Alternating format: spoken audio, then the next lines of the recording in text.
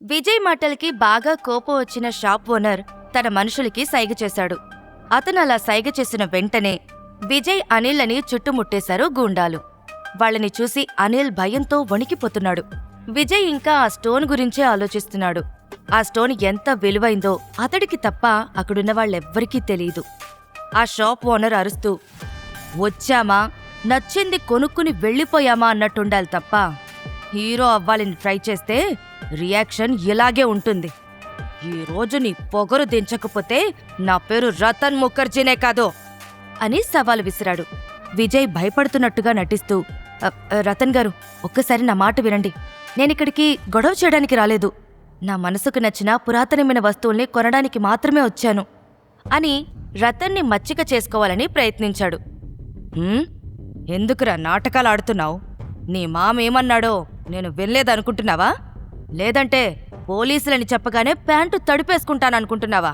అసలు నా రేంజ్ ఏంటో నీకు తెలుసా అని కయ్యానికి కాలు దువ్వుతున్నాడు రతన్ ముఖర్జీ. దానికి విజయ్ కూడా రియాక్ట్ అవుతూ, అయ్యో రతన్ గారు, మా మావయ్య గారు భయంలో అలా అనేసుంటారు. పోలీసుల్ని పిలిస్తే మాకొచ్చే లాభమే ఉంది చెప్పండి.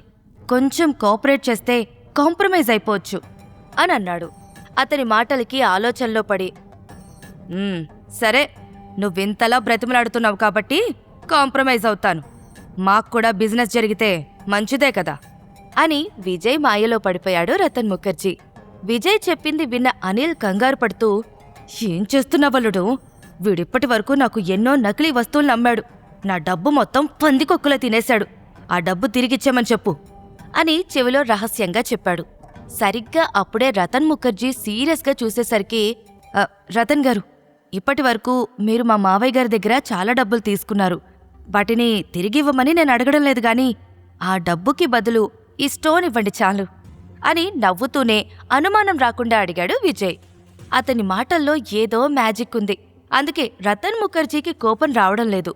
వెంటనే తన మనుషుల్ని వెళ్ళిపోమన్నట్టు సైగ చేశాడు. గూండాలు బయటకు వెళ్ళిపోగానే రిలాక్స్గా ఫీలవుతూ, థ్యాంక్ గాడ్, విజయ్ని తీసుకురావడం మంచిదైంది. లేదంటే వీళ్ళు నా ప్రాణాలు తీసేసుండేవాళ్లు.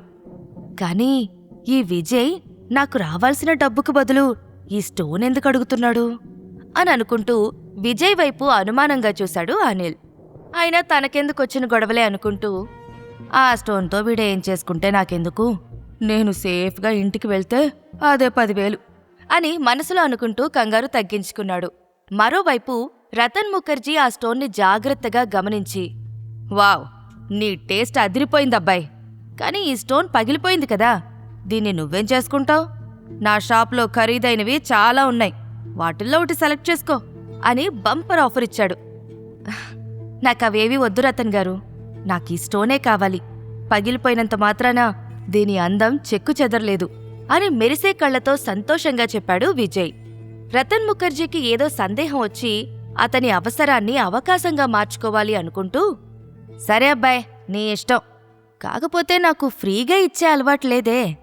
ఎంతో కొంతిచ్చి ఈ స్టోన్ని తీసుకెళ్ళు అని చెప్పాడు. అలా మాట్లాడతారేంటి రతన్ గారు? మా మావయ్య గారి డబ్బు మీ దగ్గరుంది కదా, దానికి దీనికి చెల్లు. మనమిప్పుడు ఫ్రెండ్స్ అయ్యాం కాబట్టి కొంచెం అడ్జస్ట్ అవ్వండి అని రతన్ ముఖర్జీని బుట్టలో వేసుకున్నాడు విజయ్. ఇంకొకరెవరైనా అతని ప్లేస్లో ఉండుంటే రతన్ ముఖర్జీ వేరేలా రియాక్ట్ అయ్యేవాడేమో. కాని విజయ్ మాటలకి గట్టిగా నవ్వుతూ, భలే మాట్లాడతావబ్బాయి నువ్వు, మాటల మాంత్రికుడివి. బేరవాడ్డం నీ దగ్గరే నేర్చుకోవాలి. అండ్ నీలో ఇంకొక స్పెషల్ టాలెంట్ ఉంది తెలుసా? ఒక్క చూపుతో విలువైన వస్తువుల్ని గుర్తుపట్టగలవు అని చెప్పాడు రతన్ ముఖర్జీ. విజయ్ ఏదో చెప్పబోతూ ఉండగా లోపలికి ఒక వ్యక్తొచ్చి రతన్ చేతిలో ఉన్న స్టోన్ని చూసి, హే, ఈ స్టోన్ చాలా బాగుంది, నాకిది కావాలి. దీని కాస్ట్ ఎంత అని అడిగాడు. అతని మాటలు పంటి కింద రాయిలా తగిలేసరికి అసహనంగా పక్కకు తిరిగి చూశాడు విజయ్. 6 ఫీట్ హైట్, 6 ప్యాక్ బాడీతో కొంచెం యాటిట్యూడ్గా కనిపించాడు వేదాంత్. వైట్ కలర్ సూట్లో చాలా రిచ్గా కనిపిస్తున్నాడు. చేతికి గోల్డెన్ బ్రేస్లెట్, కళ్ళకి డార్క్ గాగుల్స్ పెట్టుకుని బ్రాండెడ్ వస్తువులకి మారుపేరుగా ఉన్నాడు వేదాంత్. సిటీలో టాప్ 10 రిచెస్ట్ పర్సన్స్లో వేదాంత్ కూడా ఒకడు. అప్పుడప్పుడు మార్కెట్కొచ్చి నచ్చిన యాంటిక్ వస్తువుల్ని కొనడం అతడికున్న హాబీ. రతన్ ముఖర్జీ సమాధానం చెప్పకపోయేసరికి, అడుగుతున్నది నిన్నే రతన్. దీని కాస్ట్ ఎంతో చెప్పు. నేనేమన్నా అమ్మాయినా అలా చూస్తున్నావు అని కొంచెం వెటకారంగా అడిగాడు వేదాంత్. ఇంతలో విజయ్ ఏదో చెప్పబోతూ ఉంటే అతన్ని ఆపి, వేదాంత్ గారు, మీకోసం వేరే వస్తువుల్ని పక్కకి తీసి పెట్టాను. వాటిని చూస్తే మీరు ఖచ్చితంగా నన్ను మెచ్చుకుంటారు. ఈ పగిలిపోయిన స్టోన్ని వదిలేయండి అని చెప్పాడు రతన్ ముఖర్జీ. వేదాంత్కి కోపం వచ్చి, నాకీ స్టోన్ కావాలని చెప్తున్నాను కదా, అర్థం కావడం లేదా? ఇదిగో నా కార్డు, తీసుకుని నచ్చినంత స్వైప్ చేసుకో అని పొగరుగా చెప్పాడు వేదాంత్. ఇక ఆలస్యం చేస్తే మంచిది కాదనిపించి విజయ్ మాట్లాడుతూ, sorry to say this sir, మీరిక్కడికి రాకముందే ఈ స్టోన్ని నేను కొనేశాను. రతన్ గారు చెప్పినట్టు మీరు వేరే వస్తువు సెలెక్ట్ చేసుకోవడం మంచిది అని రెస్పెక్ట్ఫుల్గానే చెప్పాడు. విజయ్కి వేదాంత్ వార్నింగ్ ఇస్తూ, లోపలికొస్తూ నీ మాటలు విన్నాను. నువ్వు స్టోన్కి ఇంకా డబ్బులు ఇవ్వలేదు కాబట్టి ఇది నాది అని చెప్పుకునే రైట్ నీకు లేదు. నా దారికి అడ్డు రాకుండా పక్కకి తప్పుకో అంటూ రతన్ ముఖర్జీ వైపు సీరియస్గా చూశాడు. విజయ్కి ఏం మాట్లాడాలో తెలియక సైలెంట్ అయిపోయాడు. విజయ్, వేదాంతులు ఇద్దరూ అదే స్టోన్ని ఎందుకు కావాలనుకుంటున్నారో రతన్ ముఖర్జీకి అర్థం కావడం లేదు. అతని దృష్టిలో అదొక యూజ్లెస్ స్టోన్. వేదాంత్ తన కార్డిస్తూ, ఈ స్టోన్కి నేను 2000 ఖరీదు కడుతున్నాను. 2000 స్వైప్ చేసుకుని నా కార్డు నాకు తిరిగిచ్చేయ్ అని చెప్పాడు. పగిలిపోయిన ఆ రాయికి 200 వస్తాయో రావో అనుకున్నాడు రతన్. అలాంటిది వేదాంత్ 2000 ఇస్తాననేసరికి అతనికి అత్యాశ పుట్టింది. విజయ్ గురించి ఆలోచించకుండానే వెంటనే 2000 స్వైప్ చేసుకుని వేదాంత్కి కార్డు తిరిగిచ్చేశాడు రతన్ ముఖర్జీ. అతడిలా చేస్తాడని విజయ్ అస్సలు ఊహించలేదు. ఎంతైనా వ్యాపారస్తుడు కాబట్టి తన లాభం చూసుకున్నాడు అనుకుంటూ, సార్, డబ్బుంటే ఏమైనా చెయ్యొచ్చా? ఈ స్టోన్ని ఫస్ట్ నేను చూశాను. పైగా మా మామగారి డబ్బు రతన్ గారి దగ్గరుంది. ఆ రకంగా చూసుకుంటే దీన్ని నేను కొనేసినట్టే అని వీలైనంత సున్నితంగా చెప్పడానికి ప్రయత్నించాడు విజయ్. చిన్నపిల్లల్లా మాట్లాడతావేంటి? అయినా నీకు ఇంత పట్టుదలెందుకు? వేరే వస్తువు తీసుకోవచ్చు కదా, అనవసరంగా నాతో గొడవపడాలని చూడకు అని తన దగ్గర ఉన్న స్టోన్ని తన మనుషులకిస్తూ కోల్డ్ వాయిస్తో చెప్పాడు వేదాంత్. చినుకు చినుకు గాలివాన అయినట్టు వాళ్ళిద్దరి మధ్య వాతావరణం సమయం గడిచే కొద్దీ వేడెక్కుతోంది. పైగా అప్పుడే అక్కడికి ఇంకా కొంతమంది కస్టమర్స్ రావడంతో వేదాంత్ దగ్గర తీసుకున్న 2000 విజయ్కిస్తూ, ఆ స్టోన్కి బదులు ఈ డబ్బులు తీసుకుని ఇక్కడి నుంచి వెళ్ళిపో విజయ్. వేదాంత్ గారితో గొడవపడ్డం నీకంత మంచిది కాదు అని విజయ్ మంచి కోరి చెప్పాడు రతన్ ముఖర్జీ.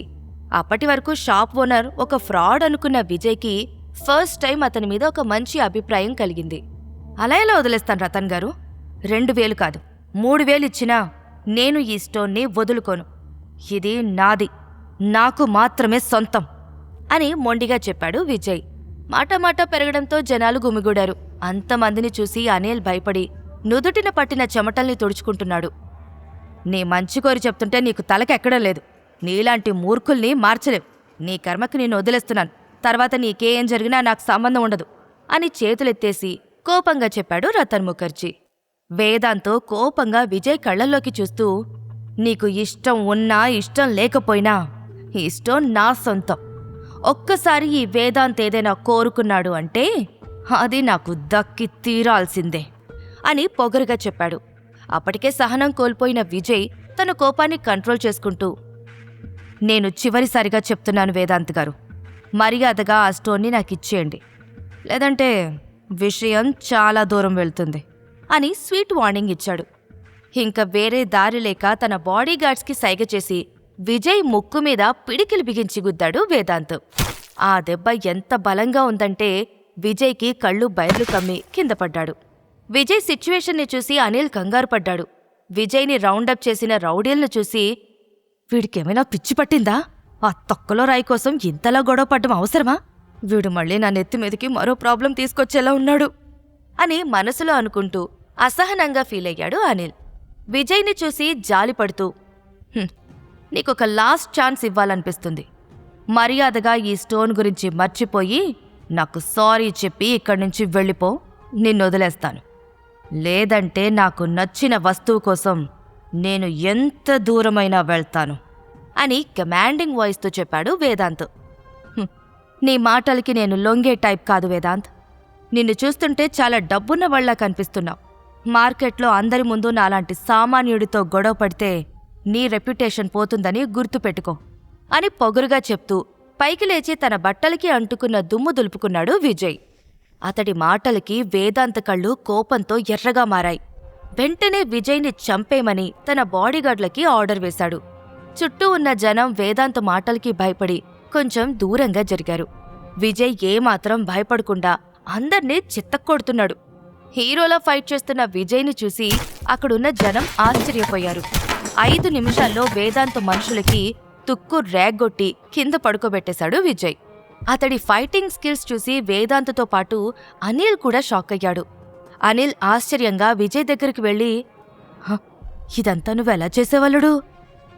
నీ ఫైటింగ్ స్కిల్స్ చూస్తుంటే నువ్వు మొదటిసారి ఫైట్ చేస్తున్నట్టు అనిపించడం లేదు. తెలుగు సినిమా హీరోలాగా నాటు కొట్టుడు కొట్టి అత్తరుగొట్టావు అని అన్నాడు. మావయ్య గారు, ఇదంతా నాకు పెద్ద విషయమేమీ కాదు. ఇంటి పని పూర్తయ్యాక టీవీలో మార్షల్ ఆర్ట్స్ వీడియోలు చూస్తూ నేర్చుకున్నాను. నా ఫన్ యాక్టివిటీ నాకిలా ఉపయోగపడుతుందని నేను అనుకోలేదు అని నవ్వుతూ చెప్పాడు విజయ్. ఒకరి ముందు ఓడిపోవడం ఇష్టం లేక తన మొబైల్ బయటికి తీసి ఎవరికో సీరియస్గా కాల్ చేశాడు వేదాంత్. అలాగే చుట్టూ ఉన్న జనం వేదాంత్ గురించి గుసగుసలాడుకోవడం మొదలుపెట్టారు. ఆ మాటలు వేదాంత్ కోపాన్ని పెంచడంతో, ఈరోజు నీ అంతు చూడకపోతే నా పేరు వేదాంత్ వర్మే కాదు అని విజయ్కి వార్నింగ్ ఇచ్చాడు. ఆ వార్నింగ్ విని అతడు ఏం చెయ్యబోతున్నాడు అనేది అర్థం కాక అనిల్ చాలా భయపడ్డాడు. వణుకుతున్న అతన్ని చూసి వేదాంత్ రాక్షసంగా నవ్వాడు. సరిగ్గా అప్పుడే ఆ షాప్ బయట ఆగి ఉన్న ఒక కార్లో నుండి ఒక వ్యక్తి కిందకి దిగాడు. అతడి వయసు సుమారు 65 ఏళ్లుండొచ్చు. గుబురుగా ఉన్న తన మీసాలను మెలితిప్పుతూ కళ్లద్దాలు తీసి వేదాంత్ దగ్గరికి ఠీవీగా నడుచుకుంటూ వచ్చాడు. డాడీ, వీడు నీ కొడుకుతో గొడవపడ్డాడు. అంతేకాదు డాడీ, నాకిష్టమైన రాయిని సొంతం చేసుకోవాలని కూడా చూస్తున్నాడు. వీడు చేసిన తప్పుకి మీరు ఖచ్చితంగా గుణపాఠం చెప్పాల్సిందే అని తండ్రికి కంప్లైంట్ చేశాడు వేదాంత్. అతడు మరెవరో కాదు, ఫేమస్ స్టీల్ వ్యాపారి యశ్వంత్ వర్మ. సిటీలో అతడికి చాలా పలుకుబడుంది. పైగా జనాలకి అతనంటే చాలా ఇష్టం. పైగా చాలా మంచోడు కూడాను. విజయ్ వైపు చూసి ఒక్కసారిగా షాక్ అయ్యాడు యశ్వంత్. విజయ్ని ఇంకెక్కడో చూసినట్టు అనిపించేసరికి కొన్ని క్షణాల తర్వాత విజయ్ ఎవరో గుర్తుకు రాగానే భయపడుతూ, మీకేం కావాలి అని అడిగాడు యశ్వంత్. 3 ఏళ్ల క్రితం ముంబైలో మీరు నాతో ఏం చెప్పారో అది గుర్తుకు చేసుకుంటే చాలు అని చిరునవ్వుతో చెప్తూ యశ్వంత్ చేతి ఉంగరాల వైపు, అతడి మెళ్ళో ఉన్న బ్లూ కలర్ పెండెంట్ వైపు మార్చి మార్చి చూశాడు విజయ్. 3 ఏళ్ల క్రితం ముంబైలో విజయ్ని కలిసిన రోజును గుర్తుకు తెచ్చుకుని, దాని గురించి ఇప్పుడు మాట్లాడటం నాకిష్టం లేదు విజయ్. అనవసరంగా నా కొడుకు ముందు నాతో గొడవ పడకుండా ఇక్కడి నుండి వెళ్ళిపో అని లో వాయిస్తో చెప్పాడు యశ్వంత్. అతడి మాటల్ని విన్న వేదాంత్ ఒక్కసారిగా షాక్ అయ్యాడు. యశ్వంత్ కళ్లల్లో కనిపిస్తున్న కంగారుని చూసి చుట్టూ ఉన్న జనం ఆశ్చర్యపోయారు. ఇంతకీ ముంబైలో ఏం జరిగింది? విజయ్కి యశ్వంత్కి మధ్య ఉన్న సంబంధమేంటి? ఇప్పుడు వేదాంత్ కోసం యశ్వంత్ ఏం చెయ్యబోతున్నాడు? ఈ ప్రశ్నలకు సమాధానాలు తెలుసుకోవాలంటే నెక్స్ట్ ఎపిసోడ్ వినాల్సిందే. క్రింద ఇచ్చిన లింక్ ని క్లిక్ చేసి పాకెట్ ఎఫ్ఎం యాప్ ని ఇన్స్టాల్ చేసుకోండి. Stay tune to pocket FM.